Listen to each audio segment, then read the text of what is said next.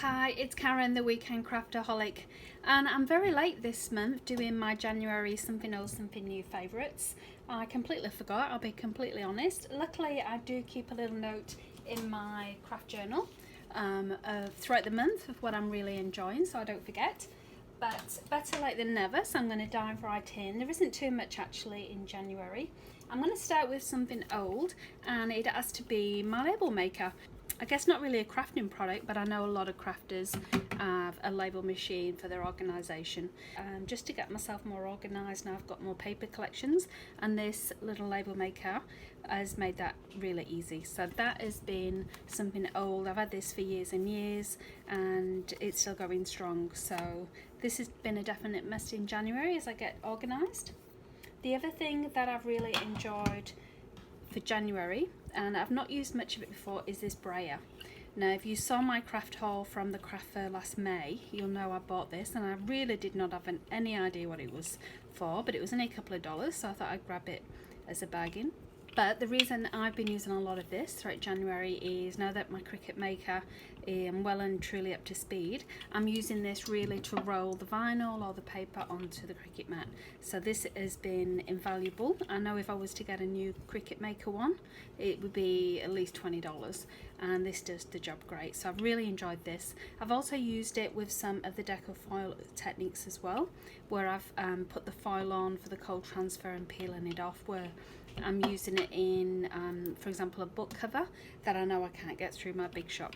So the brayer is, again, a very old tool that a lot of crafters will have, but I've used a lot of it in January.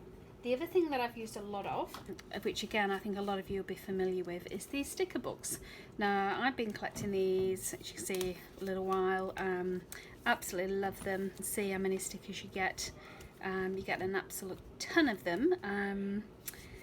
But I've been using them in my Happy Planner. So my Happy Planner is my new project life, and I love the way that I can apply some embellishment. You can see how much I've used actually.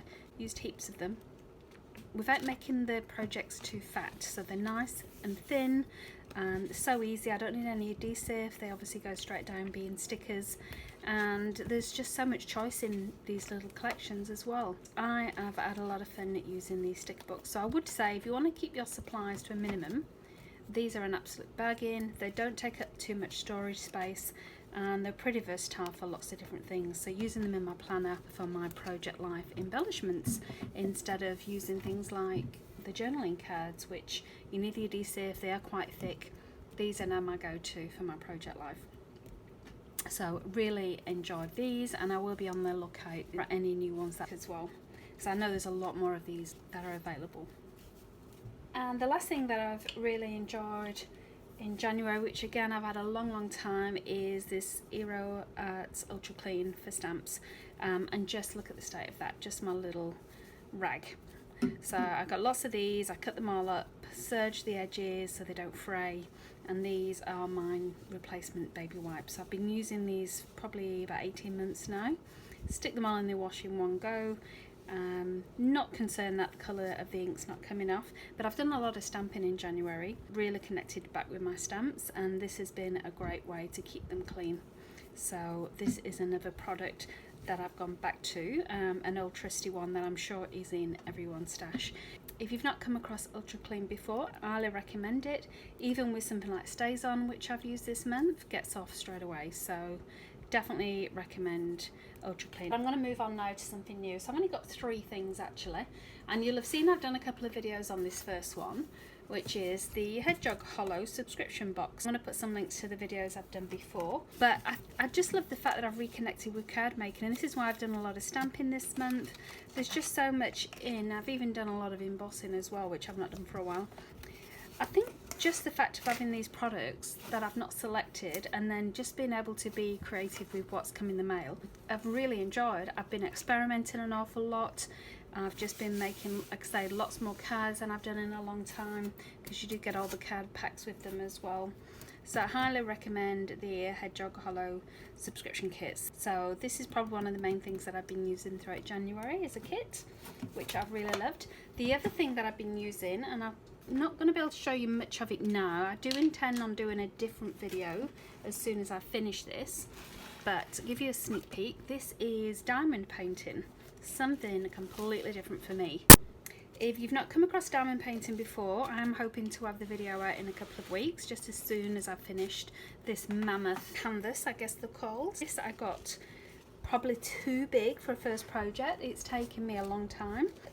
Been spending a lot of time on this in January, which is why it's obviously one of my favourites. I'm going to try and get it all in view. I probably can't.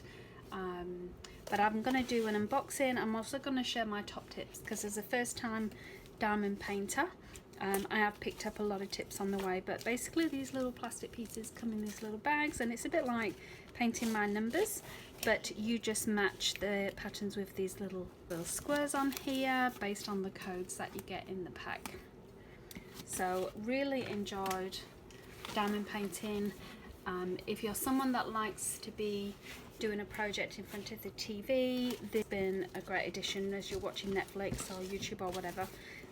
Really enjoyed working on that. So to sum up my January, I would say I've actually spent most of my time on this, as well as with the Hedgehog Holo kit. They really have both been great value for money in terms of the amount of time I've been able to spend on those. And then the very last thing, which is probably going to be a little bit strange, I'm just get a piece of paper, is my pen.